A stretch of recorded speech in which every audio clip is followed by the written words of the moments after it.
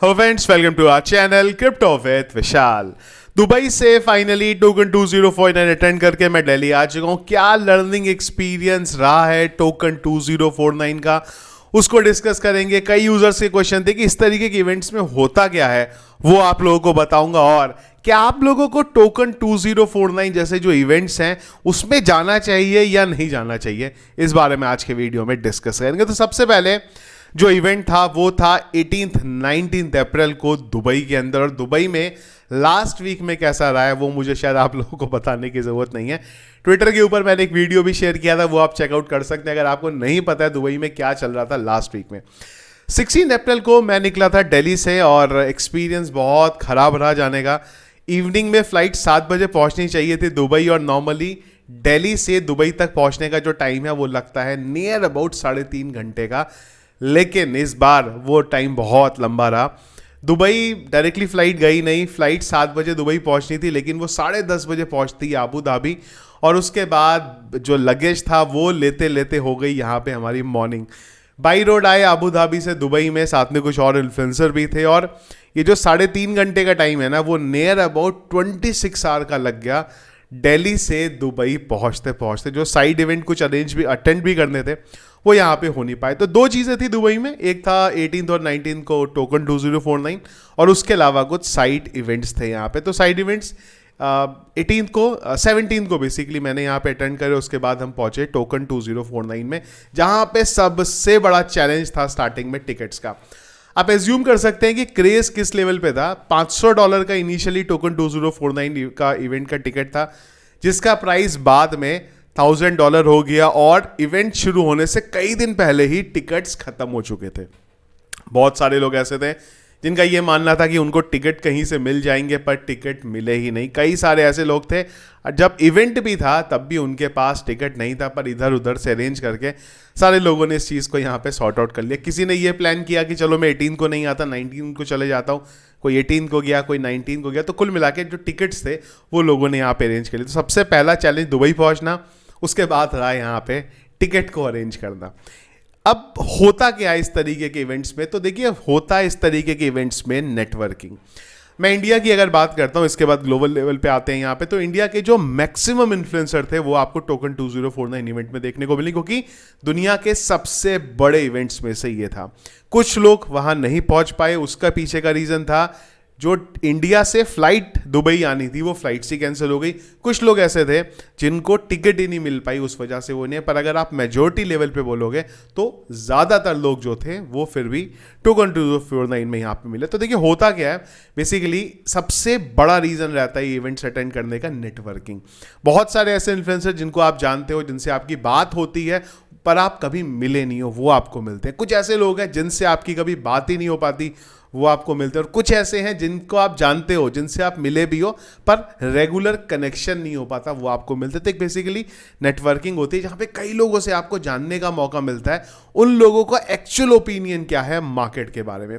इसके अलावा प्रोजेक्ट से रीच आउट आपका बहुत ईजिली हो जाता है, क्योंकि जितने बड़े प्रोजेक्ट्स हैं सब आपको इस इवेंट में देखने को मिलेंगे। तो उनसे समझने को मिलता है कि वो लोग क्या प्लान कर रहे हैं। यहाँ पे एक्सचेंजेस थे कुछ जिनको बताया कि क्या आपका प्लान है एफआईयू को लेके, क्या आप रजिस्ट्रेशन करने वाले हो। इन सब चीज़ों को हम लोग आने वाली वीडियोस में डिस्कस करेंगे, और P2P को लेके क्या वो कर रहे हैं। तो सब ने अपनी अपनी जो राय है वो यहाँ पे दी, क्या वो आने वाले टाइम में काम करने वाले हैं, क्या वो चीज़ों को सॉर्ट करने के बारे में सोच रहे हैं।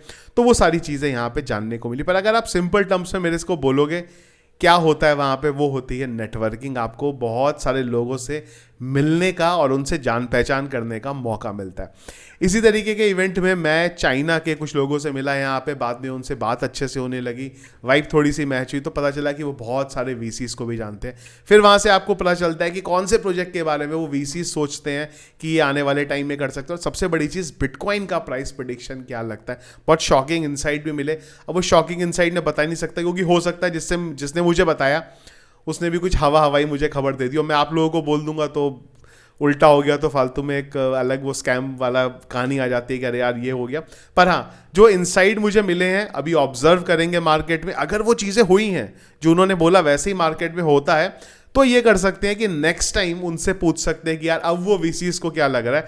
तो वो आने वाले टाइम में हम लोग उस तरीके से प्रिडिक्शन करने की यहाँ पे कोशिश करेंगे। तो अगर आप बोलेंगे इस इवेंट्स में क्या सीखने को मिला, तो मैं बोलूँगा यार नेटवर्किंग ज़रूर हुई है, बहुत सारे लोगों को जानने का मौका मिला, बहुत सारे लोगों से चीज़ें समझने का यहाँ पे मौका मिला।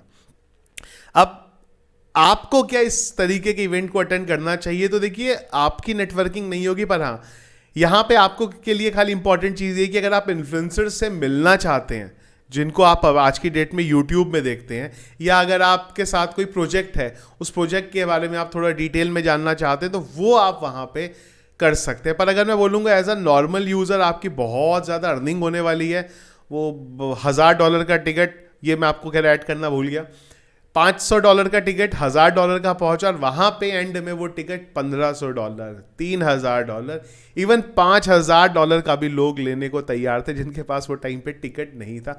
तो हाइप अब आप सोच सकते हो किस लेवल पे थी। तो क्या वो $500 का अगर टिकट मिल रहा है तो जरूर एक बार को आप अटेंड कर सकते हो, अगर उससे ज़्यादा 2-3 हज़ार का वो खर्च करके एक नॉर्मल यूज़र की अगर आप बात करोगे वहाँ पे जाओ, तो मुझे नहीं लगता वो इतना बड़ा वर्थ इट होगा। पर हाँ, इन्फ्लुएंसर से अगर आप मिलना चाहते हो, कोई आपका बहुत आपको लगता है नहीं यार इससे मुझे मिलना है, शायद अगर मैं इससे मिलूंगा तो मुझे और जानने का समझने का मौका मिलेगा, तो डेफिनेटली आप टोकन 2049 या फिर इस तरीके के जो इवेंट्स हैं उस पर ज़रूर चेकआउट कर सकते हो। तो सिंपल टर्म्स में अगर मैं पूरे वीडियो को समराइज़ करूँ इस इवेंट में क्या होता है, तो वो सिंपल होती है नेटवर्किंग। आप लोगों को चीज़ों को जानने का मौका मिलता है। बहुत सारे एक्सचेंजेस थे जिनके जो फाउंडर्स हैं उनसे मिलने का मौका मिला, उन्होंने बताई भाई हम ये प्लान कर दें इंडिया में आने का। एक चीज़ और है, वो मैं यहाँ पे ऐड करना चाहूँगा कि बहुत सारे प्रोजेक्ट्स अब आपको आते हुए देखने को मिलेंगे। कई लोग ऐसे थे जो चाहते थे इंडियन मार्केट में आना, पर उनके पास वो कनेक्शन नहीं थे, तो वहाँ भी बहुत सारी चीज़ों के इस तरीके से नेटवर्किंग हुई है। ग्लोबल लेवल के बहुत सारे इन्फ्लुएंसर्स थे, उनसे मिलने का मौका मिला, वहाँ पे उनसे जानने का मौका मिला कि वो मार्केट के बारे में क्या सोच रहे हैं। शॉर्ट टर्म पे अगर मैं मेजोरिटी लोगों का ओपिनियन बोलूँ तो शॉर्ट टर्म पे सबका मानना है कि यार एक मार्केट में शेकआउट आपको देखता हुआ मिलेगा, पर हाँ बहुत जल्दी यानी कि 1-2 साल के अंदर ज़्यादातर लोगों का जो ओपिनियन है वो बिटकॉइन को $2 लाख पे ले जाने का, पर शॉर्ट टर्म पे एक आपको थोड़ा डिप यहाँ पे देखने को मिल सकता है। तो ये ज़्यादातर लोगों का टोकन 2049 के अंदर ओपिनियन था। करेंटली मार्केट में क्या चल रहा है, फ्रैंकली मैं बहुत ज़्यादा कनेक्ट नहीं हूँ, तो कल मॉर्निंग में इस बारे में एक बार बात करेंगे। थोड़ी चीज़ें ऐसी हैं जो मुझे भी देखनी है इवेंट की वजह से, और वहाँ पे आपको मैंने बताया बहुत सारा पानी भरा हुआ था, खाने का इशू था, कई सारी चीज़ें, तो उस वजह से मैं बहुत ज़्यादा मार्केट को ऑब्जर्व नहीं कर पाया, तो उस बारे में कल डिटेल में बात करेंगे। पर हाँ, अच्छा इवेंट था वहाँ पे और कई सारी चीज़ें जानने और समझने का मौका मिला। क्या आप लोगों ने अटेंड किया था इवेंट, और अगर आपने किया था तो आपकी क्या लर्निंग रही है यहाँ पे कमेंट बॉक्स में मुझे ज़रूर बताइएगा। तो वीडियो पसंद आया इसको लाइक और शेयर जरूर कीजिएगा। चैनल में अगर आप नया फर्स्ट टाइम वीडियो देख रहे हैं तो चैनल को सब्सक्राइब कर लीजिएगा। Thank you friends.